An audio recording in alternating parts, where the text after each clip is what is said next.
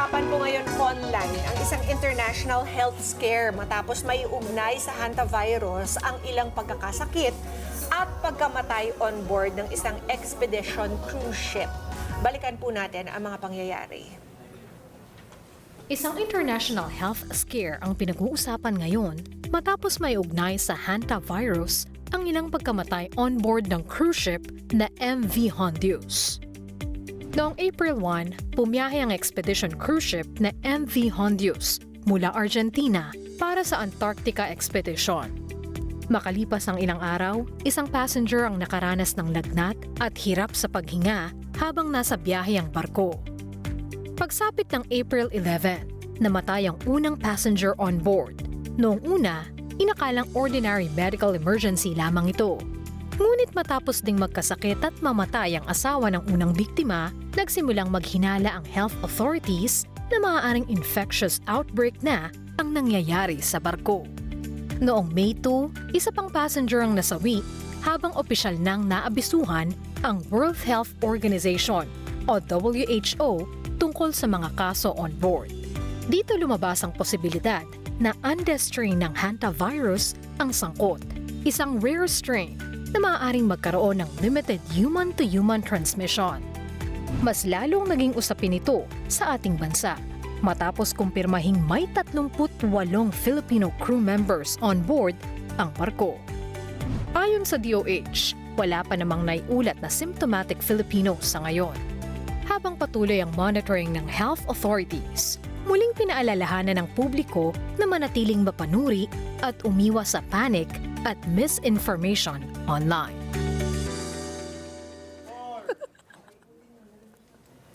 Naku, ito na naman tayo. The minute we hear virus, anong napupunta sa mga isipan natin? Siyempre, COVID!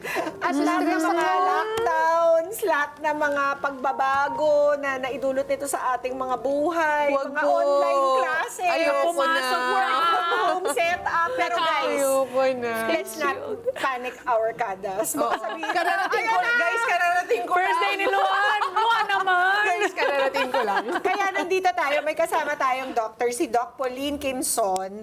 She is a general physician to let us know na this is not going to be another COVID. Tama po ba, Doc? Tama yan. Bamati po muna kayo ng isang good morning dahil maganda yung sinabi nyo. That's good news.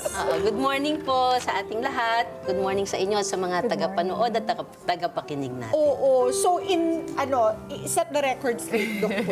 Hindi po ito magiging parang COVID in Yun terms ang- of a pandemic. Oo, yun ang guidance ngayon Oo. mula sa WHO at sa ibang mga government agencies na nananaliksik nito that it is not the same as COVID. Kasi ang COVID, di ba, napakabilis ng spread. Kasi kahit wala kang simptomas, nakakahawa ka. Pero ito kasi, very rare yung person-to-person transmission, usually sa mga daga. Sa mga daga talaga. Oo. Ano ang dapat ikabahala ngayon ng publiko? Meron ba? Mostly, actually, kapag tayo nagpapanik o nagkaka-fear, bumababa ang immune system natin. So, mas kailangan focus tayo sa wellness natin, stress management, at gawin natin yung mga prevention. Oo. Linisin natin ang ating mga paligid, iwasan natin pumunta sa mga lugar na may infestation ng mga rodents, mga daga Mga at mga daga. mice. Kasi doon nakukuha sa contact with yung ihi nila, dumi nila, droppings, at sa kalaway na natuyo. At wag din tayo, kung makita natin yung droppings, wag nating wawalisin, wag nating i-vacuum. Kasi kahit Kasi yung lalabas aerosols na. yes, Oo. lalo siyang kakalat. Oh, no. So may paraan para wag siya kumalat. Di ba may mga disinfectant spray tayo? Yes. Pwede nating disinfectant spray pag nakita natin yung droppings.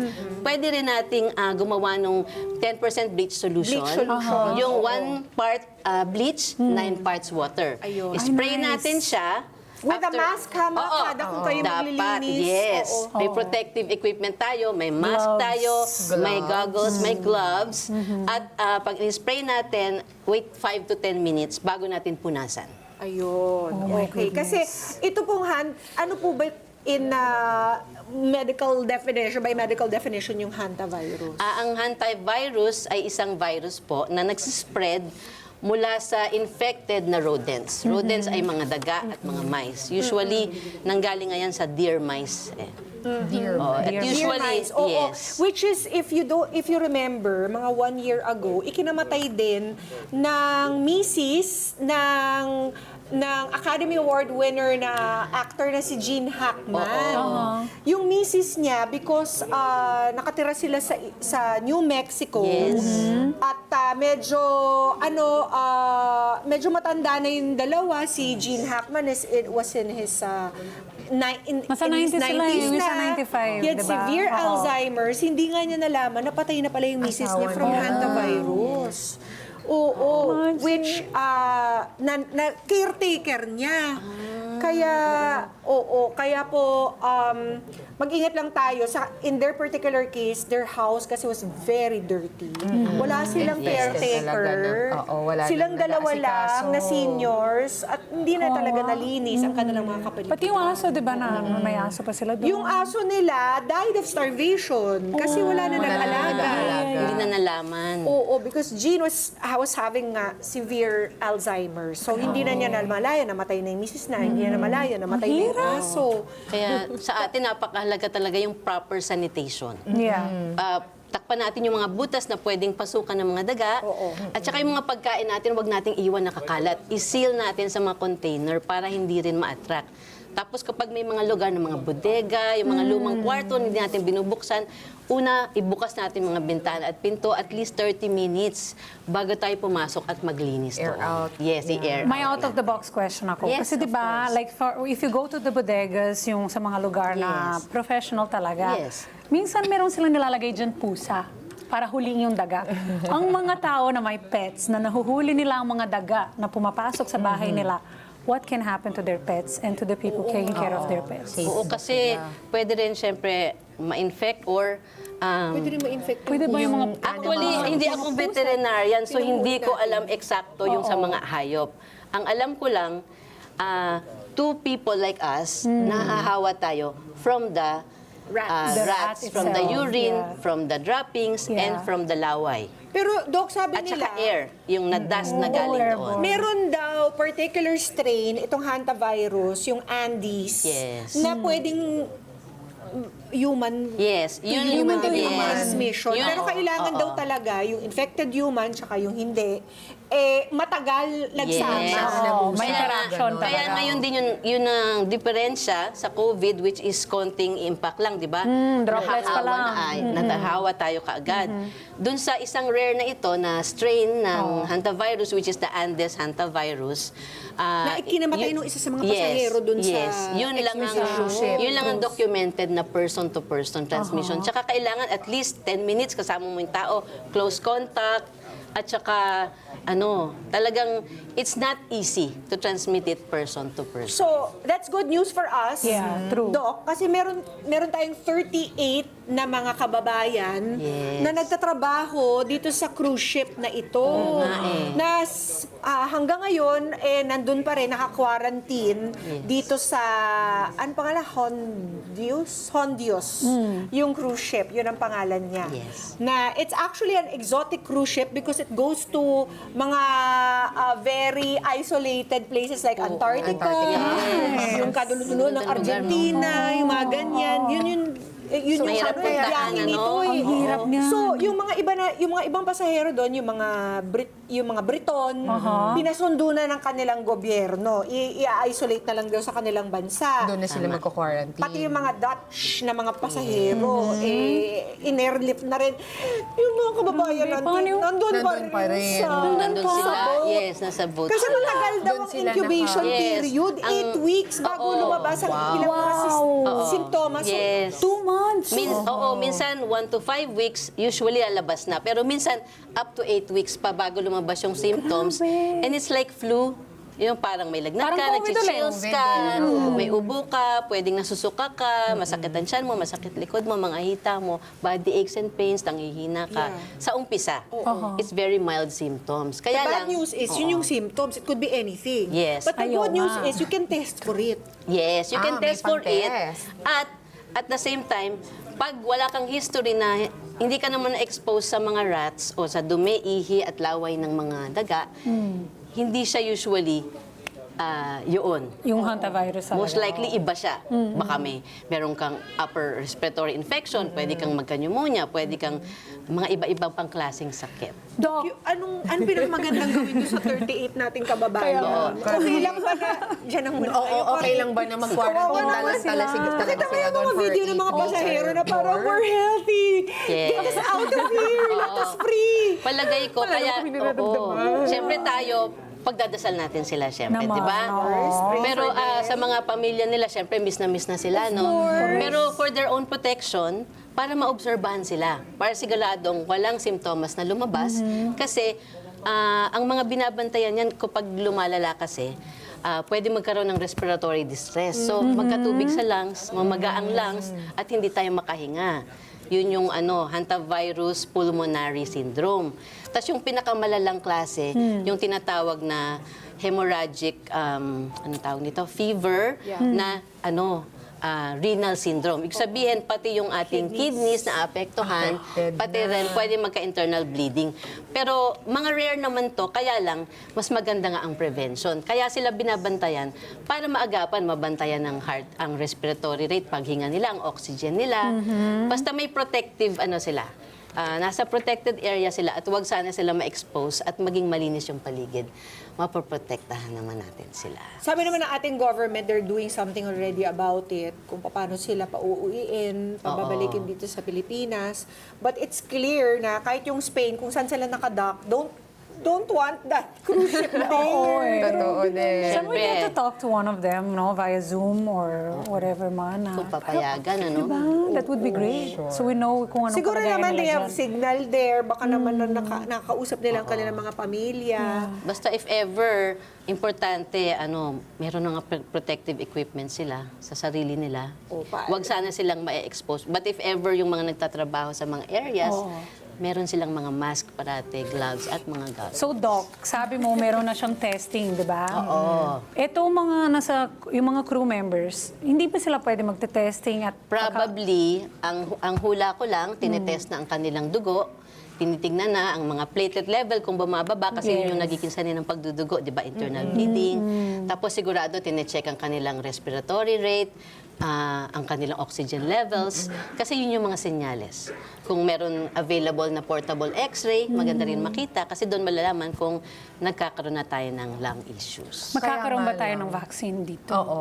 Walang vaccine. Vaccine. Wala Ang pa vaccine siyang kasi vaccine. usually, pag talagang kumakalat, ngayon, ang sabi ng World Health Organization, wala tayong global pandemic. At sa Pilipinas, walang kahit isang case ng active na ito. So, Hindi kaya sa pwede. ngayon, that way. Or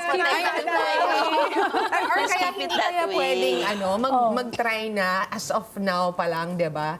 Just in case, para Palakasin gumagawa na ng mga vaccine para dyan sa mga yan, in case, di ba? But it's Sabi also, nga, Doc, prevention Tsaka is better than cure. prevention. it's in your Tama. hands. Lalo na yung mga kada natin na Yes. mahilig bumiyahe. Ito, nabasa ko to somewhere else na parang sa tingin ninyo, you don't know where your suitcases go after you check Actually, them true. in. Hindi mo alam kung saan sila Dumaan kinikip, at ayun. saan sila dumadaan. Hindi natin alam, baka nadaanan ito, may wiwi ng ng dagat, kasintabi po sa mga May tumambay pala doon. Oo, di mo na alam. Kaya for your safety, mga kada, ito, I like to teach this to my household and my family. Pag dumating kayo sa destination nyo, sprayan nyo ng disinfectant yung mga Yes. gulong. Punasan ninyo. Buo, yung buo na. Buuin mo na. Huwag ng gulong lang. Buuin mo na. Diba? Before you even bring them into your hotel rooms. Diba? Tama Kung yun. saan, isang linggo kayo doon, kasi hindi mo alam, meron na palang nagulungan Something, di okay. And especially when you bring them home to your homes. Yes. Right. Ganun. And then- Talagang sprayan Oh, and also always wash your hands. Yes. Napakasimpleng bagay. Wash your hands to prevent the spread of May infection. pahabol lang ako, And Dok. mag-shower. Shower. Pag umuwi Ligo tayo na sa maligo. bahay. Mainit ngayon, maligo tayong maligo. May pahabol lang ako, Sige. Doc. Yung sa mga supermarket, sa grocery, syempre. Yung mga Ay, cans. good point yan. Diba? silang Tama i-clean. yun. Diba? So, paano lilinisin? Pagkain nyo. Pagkain yun. kung nakalata pa, di ba? Yes. Pwede pa rin So, nating pwede sabunin. hugasan, Hugasan sabunin. natin soap and water. Okay. Bago ilagay sa pantry. Yes, kasi or hindi Water natin... lang? Soap, Soap and with water. soap. Soap and water. Soap and water. Hindi pwedeng water lang kasi hindi malalaban ng infection. At saka lilinisin natin parate ang ating paligid. I-separate natin ang ating mga basura, i-separate natin ang ating mga pagkain, always in locked containers. Paglalabas o may ibang may sakit o tayo may sakit, magsuot tayo ng mask. Maging considerate tayo sa ating mga kapwa. Di ba? And always wash our hands. Tapos, Okay lang daw. Meron tayong trap for the mouse. lecture mo nga doon ang ating mga kada kasi napaka-importante that we stay calm about this, that we don't believe misinformation, Yes. mga kada. Kasi pag may Guilty ako dyan. misinformation, Guilty ako dyan. Kasi makita mo na minsan, oh my gosh, Panic ka di ba? ba? Overthinker. Oo, totoo yun. Kasi pag nagkakaroon ng misinformation, syempre, yung mga tao, pwede magpapanik sila. True. Lalo silang magkakasakit sa takot, bababa immune system, Immune madaling system. mahawa sa ibang tao ng ibang mga sakit. I agree. Kaya mahalaga na we stay with our wellness, let's breathe. Magpaaraw tayo, ang araw napapatay niya ang mga virus. Ayun, Kaya okay. buksan ang mga kurtina, paarawan ng inyong mga kwarto. Saan niyo papasukin? Yes, at tayo. At maglakad din tayo, di ba? Hindi, yung araw. akala ko yung mouse. Papasukin na yun. Araw, ikaw naman. Ikaw naman. Mag-walking tayo sa araw. Walking Yes. sa Okay, under the pwede. sun. Kailangan natin, lalo na sa mga times ngayon, ay facts Yes. over fear. Tama. Mga kada, di ba? Oo, kasi vulnerable ang mga tao. Lalo na kung may mahal tayo sa buhay na dati nagkasakit ng Yes. COVID o sa iba namatay pa, di ba? Yung Siyempre, trauma. mas sensitive sila kapag may lumalabas na balita. Kaya let's be responsible. Pag hindi tayo sigurado, alamin muna. Bago natin takutin ang ating mga kapitbahay. Imbis na takutin, i-share natin yung impormasyon na tutunan ngayon na maglinis ng paligid. Pag naglilinis, nakikita natin yung mga droppings.